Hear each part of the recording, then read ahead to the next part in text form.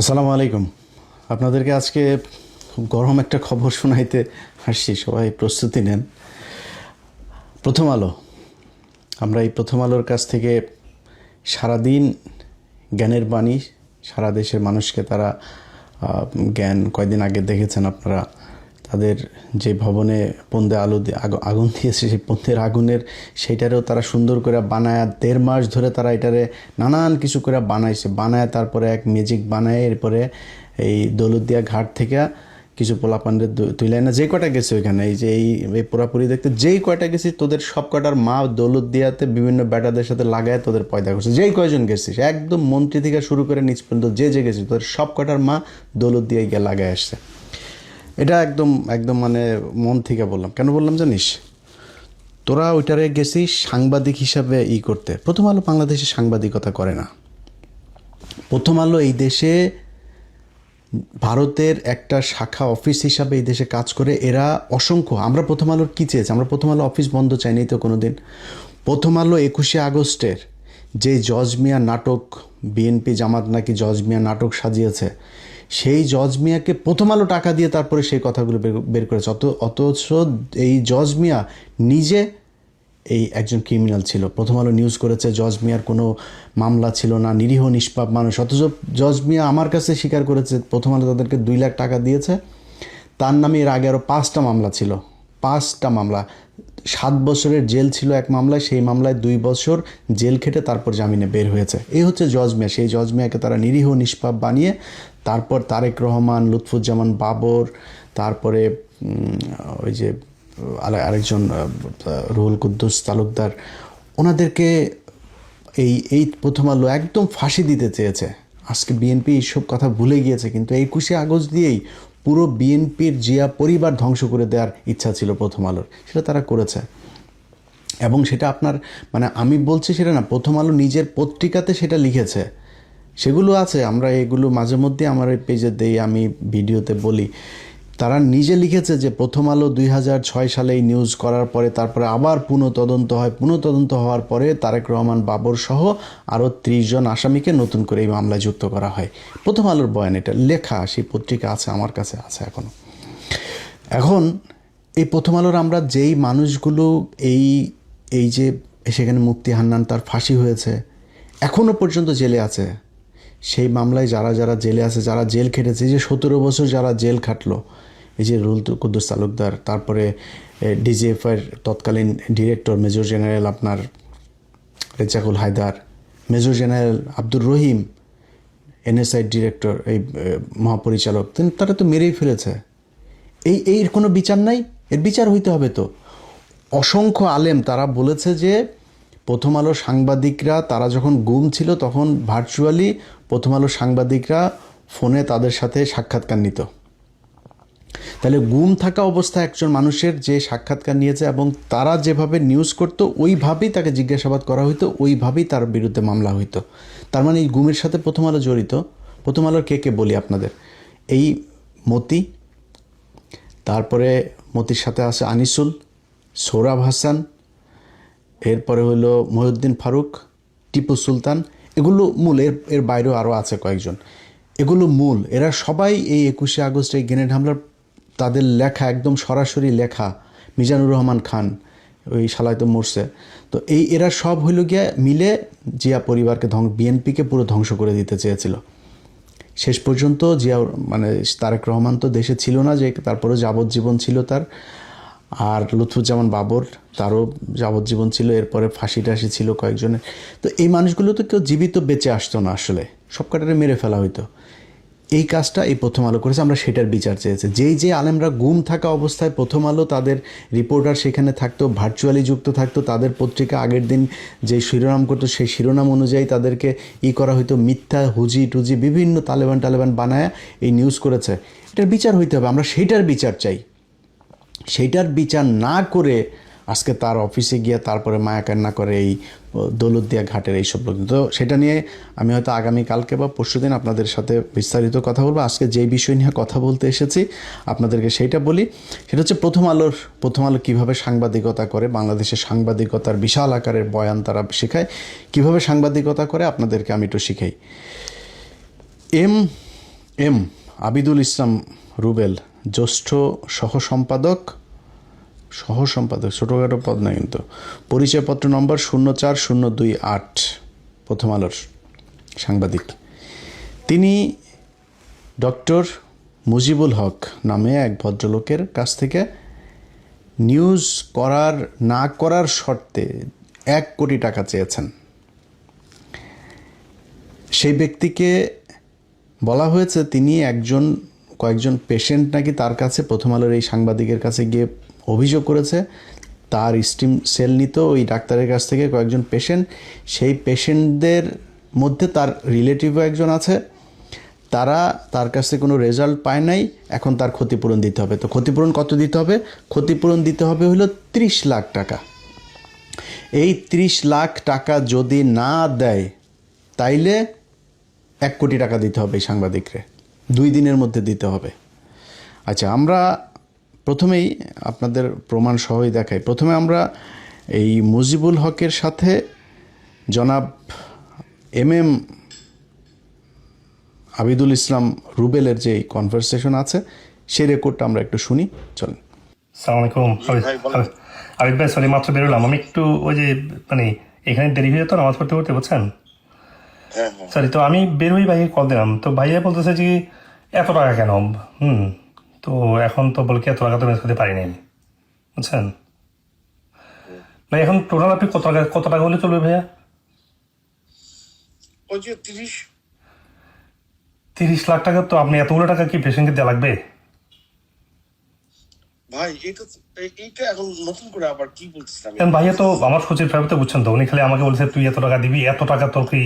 ভাইয়া বলছে এত টাকা কেমনে দে, এরকম কথা হলো, বুঝছেন? ওরা তো আপনাদেরকে আরো বেশি দিচ্ছে, তাই না?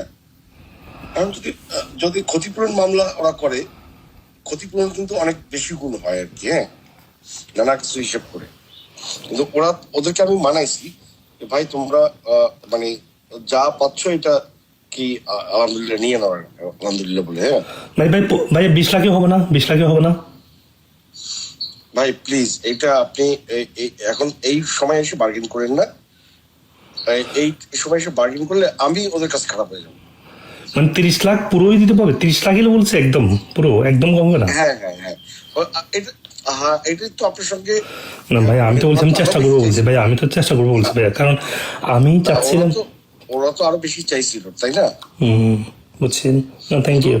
এটা শেষ পর্যন্ত এসে 30 ফিক্স হয়েছে, কারণ আপনি আবার এখন বলছেন যে না ভাই, টাকা তো বুঝছেন তো, ওই রমজান মাস, তো রমজান মাসে যে আমাদের সাপ্লিমেন্ট মানে ন্যাচারাল প্রোডাক্টসের বিক্রি কম, বুঝছেন তো ভাইয়া, তো আমি তো এখানে নাই, বুঝলেন নাই তো। তারপরে হচ্ছে যে আর এখন ভাইয়া বলতেছে আপনি এতগুলো টাকা পেশেন্টকে যদি না দেন, এটা আপনাকে ফ্র্যাঙ্কলি বললাম, কিছু মনে করেন না যে আপনি, আমি না না উনি আমার ভাই, ওনাকে আমি ভাই হিসেবে সম্মান করবো।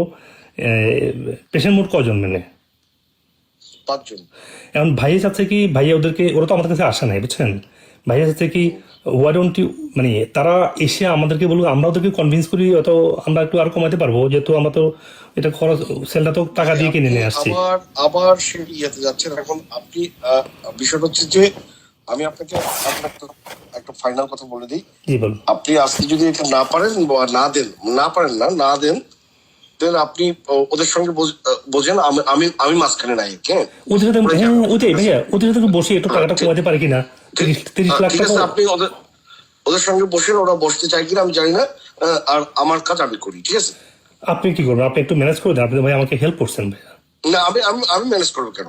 আমি তো ম্যানেজ করার জন্য, আমি তো ম্যানেজ করেছি, ঠিক আছে? সেটা আপনি কিভাবে নিচ্ছেন বা কেন এরকম করছেন আমি জানি না, বাট আপনি তাইলে আপনি ওদের সঙ্গে আলাপ করেন। ওদের আইডি কার্ড আছে? আপনি একটু দিবেন, একটু আইডি কার্ড বা ফোন নাম্বার, অ্যাটলিস্ট ফোন নাম্বারটা দেন, আমি একটু কমাতে পারি কিনা দেখি। পারবেন না ভাই, আমি আপনাকে বলি পারবেন না। আপনার যে আত্মীয় আছে না, আপনার আরো ক্ষতি হবে।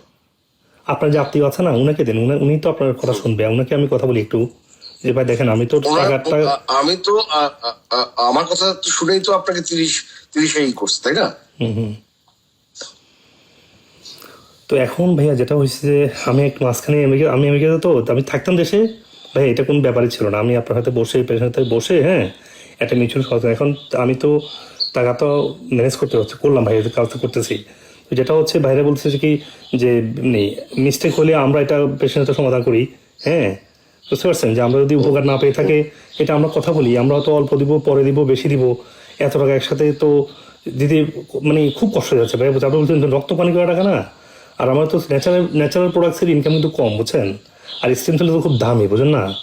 তখন আমরা তো 6 মাস ধরে করতেছি না। আপনি যেটা বলছেন যে মহাখালী করতেছি, এটা ঠিক না, বুঝছেন। মহাখালী আমার কোনো অফিস নাই, বুঝছেন, আমরা এটা আগে বন্ধ করে দিয়েছি।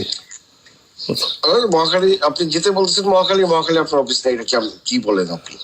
ও বলছি থার্ড পক্ষ, এটা যদি থার্ড পার্টির অফিস, তাহলে আপনি যেতে ওখানে আমরা বসলে তাহলে আপনার প্রথম আলো অফিস হলো না, আমার ওয়েলনেস সেন্টারও হলো না, মাঝখানে একটা থার্ড পার্টিতে বসলে একটা মানে সুবিধা হতো আর কি, বুঝছেন। ও এখন আমার আচ্ছা, ভাই তো সজীব মানুষ তো ভাই, ভাই আপনার দেখা করতে চাচ্ছে না, ওই যে রেজাগিরি করতে যাচ্ছে, আবার বলতেছে কি তুই এত টাকা উনি দেখা করবে কেন? আমরা তো ধর্মন্ডে যাওয়ার কথা আছে, তাই না? না, উনি বলে কি না আমি দেখা করতে পারবো না, বলে কি আমি মিটিং আছে, আমি পারবো না, এটা আমি এইসব কাজে আমি নাই, তুই এত টাকা দিবি, তুই মানে তোর মানে পেশেন্টের সাথে কথা বলে কমাতে পারি কি না, ভুল আমরা তো হয়তো উপকার পাই নাই, আমরা তো এটা ভুল স্বীকার করতেই পারি, আমরা সরি বলি, আমরা মাপ চাই, ভুল করছি, আমরা উপকার পান নাই, কিন্তু এত টাকা দিব। আমি একটু মাঝখানে ঝামেলা করে দিলাম। আমি ওই আমার পুরো নিউজটা লেখা আছে, আমি আজকে আপনাকে পাঠিয়ে দেবো না। হ্যাঁ, অফিসে কি আমার অফিসে কম্পিউটার লেখা আছে, পাঠিয়ে দেবো না, তারপর আপনি নিউজটা পড়ে দেখেন যে মানে কি আর কি। ঠিক আছে, আচ্ছা নিউজটা পাঠান দেখি। হ্যাঁ ঠিক আছে। আর আমরা আজকের মধ্যে না পারলে কালকের মধ্যে ইনশাআল্লাহ একটা ব্যবস্থা হয়ে যাবে। না আমি ভাই আমি আই এম সরি। ঠিক আছে, আপনি আপনার পথে চলেন, আমি আমার পথে চলি। হ্যাঁ, তাহলে ভাই অ্যাটলিস্ট পেশেন্টের নাম্বারটা দেন না, আমি কথা বলি। ভাই আমি আপনাকে টাকা দিব, আমি প্রমিস করছি না ভাই, আমি কিন্তু ওই আমার ভাই মাঝখানে, তো আমি তো দেশে নাই। হ্যাঁ, কিন্তু আপনাদের ভাইয়ের কথা হয়েছে, এখন ভাই বলে কি আমি তো আপনি গতকালকে কি বলেছিলেন বলেন তো ভাই? আমার ভাই বলছে আমি অবশ্যই 10টার মধ্যে আমি টাকা ম্যানেজ করে দিচ্ছি। এখন ভাই বলছে ঘুম থেকে করে বলছে এই তুই এটা এত টাকা দিবি, এটা টাকা কি গাছে ধরে। হ্যাঁ, এই আমি কথা বলি, তুই না পারলে। হ্যাঁ, তো এগুলো আর কি। আচ্ছা ঠিক আছে, আমাকে ফোন দিতে বলেন আপনার ভাইকে। আচ্ছা বলতেছি। আচ্ছা আপনাদের সাথে কথা বলবো উনি। আর একটা জিনিস হচ্ছে আপনি রিপোর্টটা একটু আমাকে দেন, আর কালকের মধ্যে একটা ব্যবস্থা করতেছি ইনশাআল্লাহ। আপনাকে একটা কথা বলি, আপনার ভাই তো ওই যে নিজেকে তুলসী পাতা বলে জাহির করছে। আপনার ভাইয়ের কি কি সমস্যা সেটাও আমার কাছে আছে, মাহবুল হক সাহেব। হ্যাঁ, না ভাই উনি তো স্বচ্ছ মানুষ, আসলে আপনি কথা বলে বোঝেন না, উনি তো কিন্তু একদম মানে অনেস্ট মানুষ, বুঝছেন। আর আমরা তো আপনি তো বুঝছেন আমাদের কিন্তু পুরো কাজের মধ্যে কোনো আমরা আমি আপনাকে একটা সুন্দর একটা উদাহরণ দেবো। দেন। আমার জীবনের প্রথম অ্যাসাইনমেন্ট ছিল সেটা। হ্যাঁ, আমি তখন আজকের কাগজ পত্রিকা ছিলাম। আচ্ছা আজকের কাগজ আমার মেজো ভাই তো সাংবাদিকতা করতো, উনি তো আজকের কাগজ ছিল। আজকের কাগজ। হ্যাঁ আজকের কাগজ, না আজকের আওয়াজ, সরি আজকের আওয়াজ। হ্যাঁ ছাত্রলীগের ওই যে শামীম ভাই আছে না, শামীম ভাই করতো আর কি। আচ্ছা, এটা মূল ধারার না আর কি। না মূল ধারার না। ঠিক আছে, তো যাই হোক, আজকের কাগজে আমি একজন ওই আপনার কাস্টম জাজ, ঠিক আছে, তার দুর্নীতি নিয়ে আর কি নিউজ করতে গেছিলাম। তখন আমি ক্রাইম রিপোর্টিং করতাম আর কি। ঠিক আছে, আচ্ছা। তো আপনার এত ভালো মানুষ রে ভাই, মনে করেন যে দাঁড়িয়ে আছে, নামাজ পড়ে নামাজের দাগ পড়ে ফেলাইছে, কিন্তু তার যে কি দুর্নীতি। পরে সে আমার সামনে হচ্ছে আমাকে ব্ল্যাকমেইল করার জন্য, আমাকে করার জন্য সে আমার সামনে ব্রিফকেস তুলে ধরছে। সেই 1999 সালের কথা। হ্যাঁ, সে আমাকে 10 লাখ টাকার অফার। আমি বলি আপনার টাকা আপনার কাছে রাখেন, এগুলা আমার জন্য না আর কি, এটা অন্য কাউকে দিয়েন। আমি পরে ওই লোকের চাকরি চলে গেছিল আর কি, আমার নিউজে আর কি। না থ্যাংক ইউ, আপনি তো ভালো কাজ করছেন, আপনি আমার উপকার করতেছেন অবশ্য। আমি অনেক, কিন্তু আমার ভাই বলতেছে কি, ভাই বলছে আমি কথা বলি, এত টাকা দেওয়ার দরকারটা কি, এত টাকা ভাই বলছে এত টাকা দিবি, এটা কোনো পেশেন্টকে উনি সব টাকা দিবে কিনা। আমি বললাম ভাই উনিকে তো আমি ভাই হিসেবে আমাকে হেল্প করতেছে, উনাকে আমি সম্মানই দিব আলাদা, এটা আলাদা, কিন্তু উনি পেশেন্টদের যে আইডেন্টিটি দিচ্ছেন না, এটা ভাইয়ের কথা। আমাকে তুই আইডেন্টিটিগুলো আমাকে দে, তারপরে আমি কনভিন্স হবো। আপনার সঙ্গে কালকে আমার কি কথা হলো ভাই, আপনি আজকে আবার এটা করতেছেন, সুতরাং মানে আপনারা অনেক ভেজাইলের লোক। ঠিক আছে, আমি আজকে না, না, মানে না। আপনার আজকের পরে আমি আপনাকে বলি, আপনার ভাই বলুক, বন্ধু বলুক, ইমতিয়াজ বলুক, অমুক বলুক, তমুক বলুক, সেটা আমার কাছে কোনো বিষয় না। আমি আজকে 4টা পর্যন্ত আপনি সময় দিয়েছিলেন, 4টার পরে আমি এখন আর আপনার সঙ্গে আপনাকে আর কোনো ফোন দেবো না। আপনি ফোন দিয়েছেন, আপনার ফোন রিসিভ করবো। আপনি মেসেজ দেবেন যে অমুক জায়গায় যান, আপনার লোকদের টাকাটা নিয়ে চলে যান, ঠিক আছে? আমার সঙ্গে হচ্ছে ওনাদের একজন প্রতিনিধি থাকবে। ভাইয়া প্রথম আলোর সামনে টাকাটা আপনারা ওই প্রতিনিধির হাতিয়ে দেবেন, ঠিক আছে? ভাই প্রথম আলোর সামনে যাওয়াটা তো এটা রিস্কি না? এই কিন্তু ভাই এটা বলতেছে আপনাকে আমাদের না, অফিসে আপনি আসতে প্রথমে, আমি তো ধানমন্ডি যেতে চাইছি, আপনি তো সেটা ওই যে করলেন না। 11টার পর বলছেন 12টার পর আপনি পারবেন না, এটা বলছি। তাহলে 11টার মধ্যে হওয়া লাগতো আর কি। কিন্তু 11টার মধ্যে ভাইয়া ফোন ধরছে আচ্ছা, 10:15 সময়, বুঝছেন? এখন ভাই আমাকে এগুলো বলতে আপনি বলে কি টাকা তো হয়। ঠিক আছে, আপনি একটার মধ্যে করেন। আমি আচ্ছা। এখান থেকে বের হয়ে আপনার ওখান থেকে ওকে টাকা বুঝিয়ে দিয়ে আমি অ্যাসাইনমেন্টে চলে যাবো, ঠিক আছে? ওকে, আমি জানাচ্ছি, একটু পরে জানাচ্ছি ভাইয়া। Thank you. একটার মধ্যে করেন। আমি ঠিক আছে, ওই একটার মধ্যে আমি ওই আপনি 4টা পর্যন্ত সময় দিচ্ছিলেন তো ভাইয়া টাকাটা একটু ভাইয়া আপনি একটার ভাইয়া মধ্যে আমাকে কি ভাইয়া টাকাটা ভাইয়া বলছে এটা বলছে পুরোটা ম্যানেজ করতে পারে নাই, আপনি কি একটু কমায় ম্যানেজ করতে পারবেন? বাকিটা পরে দেবেন তাহলে। কত আচ্ছা, আমি কত ম্যানেজ করছেন আপনারা? আমি জানাচ্ছি। ওরা চাচ্ছে টোটালি 30 চাচ্ছে। 30-এর কম হয়েছে নাকি? 30-এর কম হবে? হ্যাঁ হ্যাঁ, 30-এর কমে হবে না। হ্যাঁ, আচ্ছা ঠিক আছে, আমি জানাচ্ছি। Thank you. কালকে থেকে আপনি বুঝবেন যে কি সমস্যা। ওকে, আমি কালকের মধ্যে একটা ব্যবস্থা করতেছি ইনশাআল্লাহ। না কালকে না, কি আবার কালকে? আশ্চর্য ব্যাপার। আচ্ছা, আমি জানাচ্ছিলাম আপনি কালকে বাকি 10 দেবেন। আমাকে আপনি একটু সময় দেন, কথা বলে জানাই ভাইয়া। আমি তো রাত হয়ে গেছে। আজকে 20 দেবেন, কালকে বাকি 10 দেবেন। আপনি 15 মিনিটের মধ্যে আমাকে জানান, ঠিক আছে? আজকে 20, কালকে বাকি 10। জানাচ্ছি। অথবা সবকিছু বাদ দেন। কোনো আমার কোনো রিলেটিভ নেই, কিছু নাই, ভিকটিম আমি কাউকে চিনি না। আমি নিউজ করব, নিউজ থামানোর জন্য কত দেবেন আমাকে? 1 কোটি। না, আপনি এখন রাগ করে না ভাইয়া। আপনি ভালো না, আমি রাগ করি না, কিছু না। আমি নিউজ করবো। হ্যাঁ, আমাকে আপনি আজকে সন্ধ্যার মধ্যে 1 কোটি টাকা পাঠাবেন, অথবা নিউজ হবে। ওকে, আমি করতেছি, আমি কথা বলতেছি, জানাচ্ছি আপনাকে। অথবা আজকে আপনি ওই ভাই আপনি আমাকে ভয় লাগাচ্ছেন, আমি ভয় লাগছে আপনি আমাকে ভয় দেখাচ্ছি না। আমি আপনাকে কোনো ভয় দেখাচ্ছি না। আপনি ভয় লাগছে। অথবা আমি জানাচ্ছি ভাই, একটু ওয়েট করেন। 3টার মধ্যে 20 লাখ টাকা মিনিমাম পাঠিয়ে দেন, আর বাকি 10 লাখ টাকা কালকে বা পরশু দেবেন, ঠিক আছে? ঠিক আছে, আমি জানাচ্ছি। সেটা পরে নির্ধারণ হবে। শুধু 1 টাকা যদি হতে পেশেন্ট যে আসতো, আজকে কালকের সমাধান হয়ে যেত, বুঝছেন? কোনো পেশেন্ট না পেশেন্ট কিছু আসবে না, বললাম তো। পেশেন্টকে আর আমি পেশেন্ট চিনিও না, কিছু না, ঠিক আছে? এই টাকা আমি নিচ্ছি। আমি জানাচ্ছি আপনাকে ভাই। সমস্যা আছে আপনার? আমি জানাচ্ছি ভাই, একটু ওয়েট করেন ভাই। আসসালামু আলাইকুম। ওকে। আচ্ছা দেখেন, এখানে কয়েকটা পয়েন্ট। উনি বলছেন যে কিছু পেশেন্ট তার কাছে ক্ষতিগ্রস্ত হয়েছে, সেই পেশেন্টদেরকে তিনি তার কাছে নিয়ে, সেই পেশেন্টদের সাথে ডাক্তার নিচে কথা বলতে চায়। ঠিক আছে, আমি তাদের ক্ষতি, যদি আমার দ্বারা ক্ষতি হয়ে থাকে আমি ক্ষতিপূরণ দিব, আমি কথা বলতে চাই। সেই পেশেন্টদেরকে তার সামনে নিয়ে আসবে না। আচ্ছা, তারপরেও ধরলাম সে পেশেন্টদের আনবে না, পেশেন্ট আসতে চায় না, সে 30 লাখ টাকায় মধ্যস্থতা করে দিতে চায়। ঠিক আছে, সাংবাদিক হিসেবে সে বিশাল এক সামাজিক দায়বদ্ধতা থেকে সে এই দায়িত্ব পালন করছে, সরকার তাকে দায়িত্ব দিয়েছেন, এখন তিনি এটা করলেন। যখন বলা হইল যে আমি কালকে না পরশু একটু সময় চাইলো, তখন সে বলল কি যে আমি নিউজ লিখে ফেলেছি, নিউজটা আপনারা পাঠাবো। এই নিউজ যদি যায়, যদি আমি নিউজ করি, তাহলে কিন্তু নিউজ আটকাইতে হলে 1 কোটি টাকা দেয়। একদম সরাসরি স্পষ্ট, পিছনের সব কথা ভুলে যান যে পেশেন্ট ছিল, পেশেন্ট টাকা দিতে যায় 30 লাখ, সব একদম স্পষ্ট বলেছে। আমার নিউজ যদি আটকাইতে চান 1 কোটি টাকা দিবেন, তাহলে নিউজ যাবে না। 1 কোটি টাকা দিবেন, না দিলে যাবে, আর দিলে যাবে না। এটা হলো কথা। যেই ব্যক্তির সাথে কথা হয়েছে, যে ডাক্তার সাহেব, চলেন আমরা সেই ডাক্তার সাহেবের কাছে মূল ঘটনাটা আসলে কি হয়েছিল একটু তার কাছ থেকে শুনি। আসসালামু আলাইকুম। আমি অধ্যাপক ডক্টর মুজিবুল হক, যুক্তরাষ্ট্রের নাগরিক এবং একজন বাংলাদেশি। আমেরিকাতে মেডিসিনাল কেমিস্ট্রিতে আমি ডক্টরেট করি এবং পোস্ট ডক্টরেট করি উন্নত গবেষণার জন্য মেডিসিনের উপরে টেক্সাস মেডিকেলে। এরপরে দীর্ঘদিন আমেরিকাতে অধ্যাপক হিসেবে কর্মরত ছিলাম। অধ্যাপনার পাশাপাশি আমি যেহেতু যুক্তরাষ্ট্রের হার্ভার্ড বিশ্ববিদ্যালয়ে পুষ্টি, হেলথ এবং ওয়েলনেসের উপরে আমি পড়াশোনা করি এবং রিজেনারেটিভ, ইন্ডিকেটিভ এবং ফাংশনাল মেডিসিনের উপরে ডিগ্রি এবং কোর্স সম্পন্ন করার কারণে আমি আমার অধ্যাপনার পাশাপাশি আমার ক্লিনিক্যাল প্র্যাকটিসে আমি চমৎকার সাফল্য পাই, যেখানে অনেক জটিল এবং কঠিন রোগ থেকে আমার পেশেন্টরা মুক্তি পেতে শুরু করে।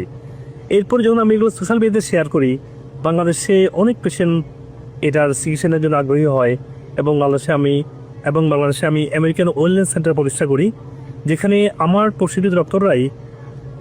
প্রশিক্ষিত ডাক্তাররাই নিয়মিত চিকিৎসা সেবা দিচ্ছে এবং আজকে প্রায় 3 মিলিয়ন মানুষ আমার সেবা এবং আমার স্বাস্থ্য গাইডলাইনগুলো ফলো করি।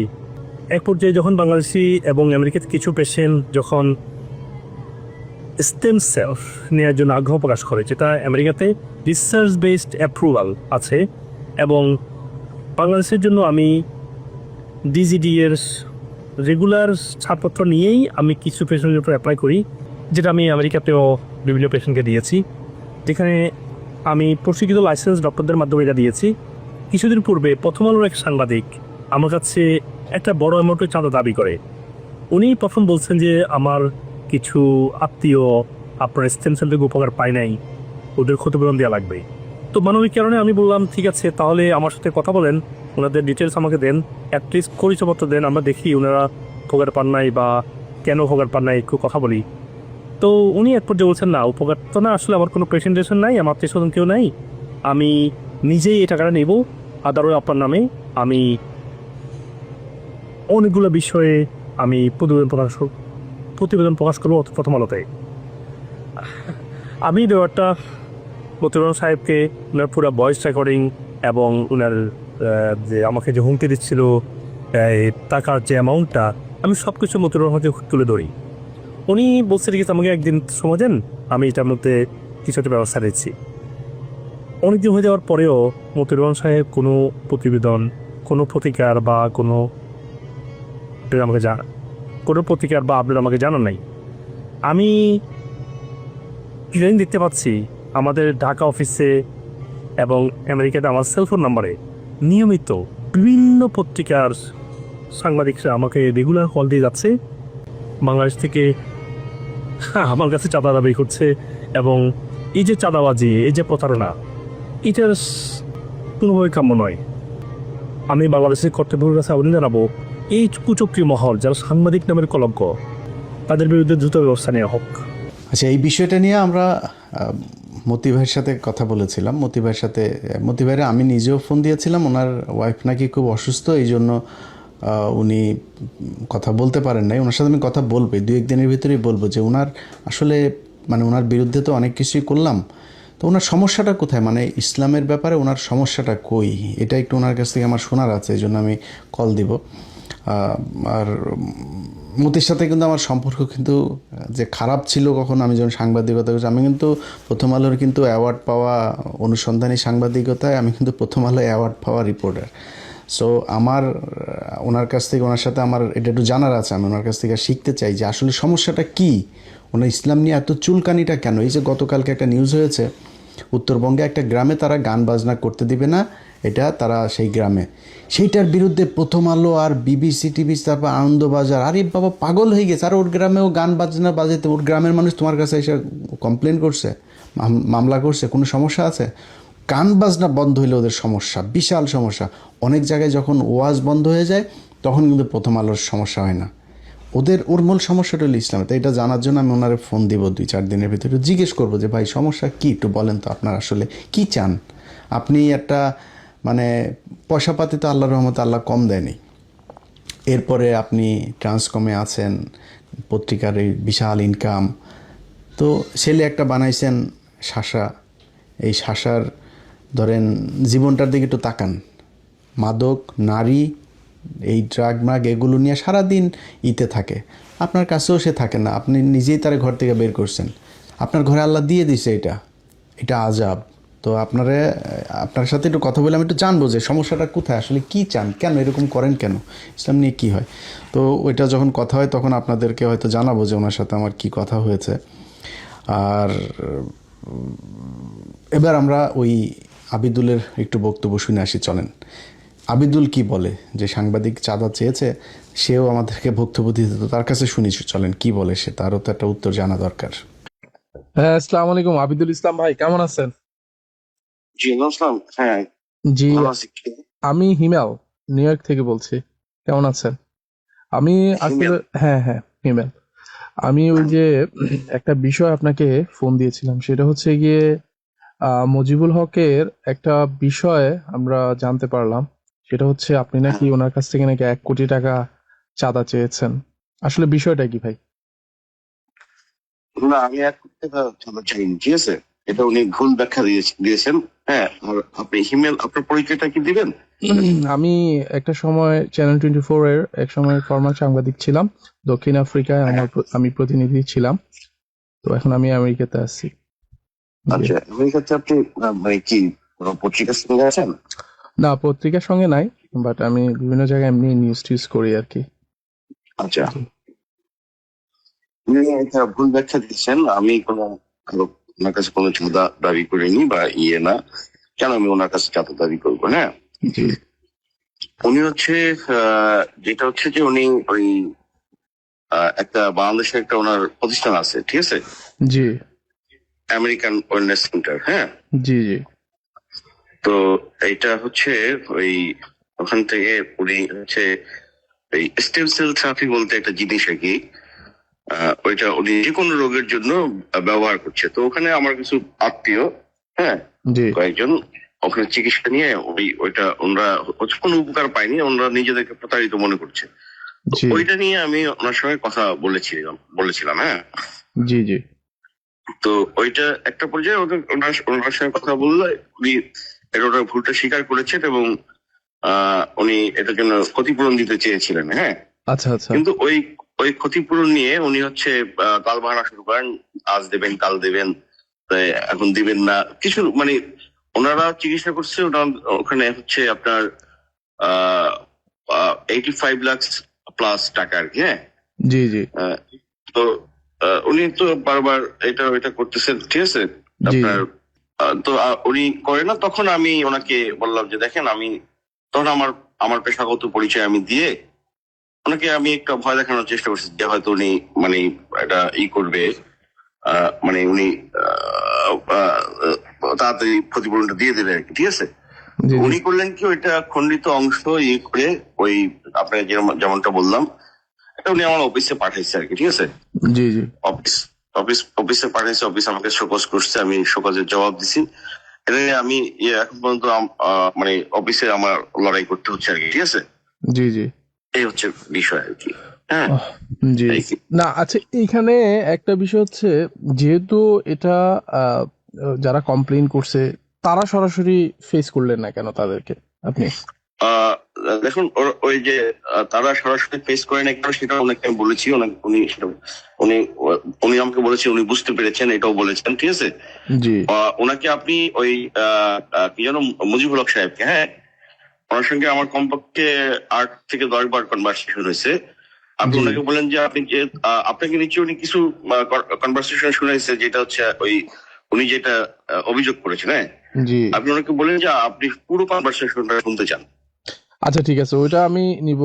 আর দ্বিতীয় বিষয় হচ্ছে, আপনি ওনার ওখানে বিভিন্ন সাংবাদিক কেন পাঠাচ্ছেন? আমি তো বিভিন্ন সাংবাদিক পাঠাচ্ছি না, কেন? আমি হ্যাঁ, কেন পাঠাবো? আপনি নাকি 71, তারপর বিভিন্ন জার্নালিস্টদেরকে ওখানে পাঠাচ্ছেন। না না না, এটা ভুল ধারণা। মানে আমি কেন পাঠাবো? ও, আমি অফিসে খুব ঝামেলার মধ্যে আছি, আমি সেটা নিয়ে করতেছি। আমি কাউকে পাঠাচ্ছি না। আচ্ছা আচ্ছা, ঠিক হ্যাঁ, আছে। কেউ কি এটা দাবি করছে যে আমি কাউকে পাঠাইছি বা কেউ গেছে? আমি ঠিক জানি না।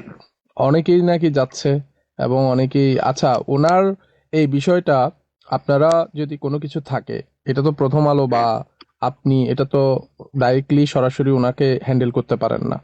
ওনার এটা যেহেতু হয়েছে, ওনার যারা এটার দ্বারা মানে ওনার এই প্রতারিত মনে হচ্ছে, ঠিক আছে, আপনি ওদেরকে করেন, কনফারেন্স আমি এখন করান আমি বা আমি সাংবাদিক সম্মেলন আমি করান। আমি যেটা বলেছি, হ্যাঁ, আমি ওই যে আমার আত্মীয় যারা, হ্যাঁ, আপনার আত্মীয় স্বজনরা কেন ফেস হলো না? ওনার সাথে সরাসরি কেন কথা আমি বলেন? আমি আপনাকে বলি, আমি যেহেতু বিপদে পড়ছি একটা, আমি ইনফ্যাক্ট কিন্তু আমি বিপদে পড়েছি। হ্যাঁ, হুম হুম হিমেল ভাই, জি জি মানে আমি ওনাদেরকে আমার ওই আত্মীয়দেরকে আমি প্রথমে যখন আমার কাছে আসছে, হ্যাঁ, হুম হুম তখন আমি প্রথমে ওনাদের যে পরামর্শটা আমি দিয়েছিলাম যে আপনারা মামলা করেন, জি ঠিক আছে? জি কারণ হচ্ছে আপনারা আইনি ভাবে যান, আপনার তো মানে আইনি পথ আছে, তাই না? জি। আমি কিন্তু এই পরামর্শ দিয়েছিলাম, কিন্তু ওনারা হচ্ছে মামলা মোকদ্দমায় যেতে চাননি, ঠিক আছে। তো আমি একটু চেষ্টা করেছি যে মানে করেন যে মানে মানবিক দিক বিবেচনা করে, তারপরে যেহেতু হয়নি এবং এখন উল্টো আমি বিপদে পড়েছি, ঠিক জি। আছে। সুতরাং আমি আমার আত্মীয়দেরকে আমি বলে দিয়েছি যে আমি ভাই অপারক, হ্যাঁ, আমি পারবো না, আপনাদের মতো আপনারা যদি যা খুশি তা করেন, আমি আপনাদের সঙ্গে এটা নিয়ে নাই।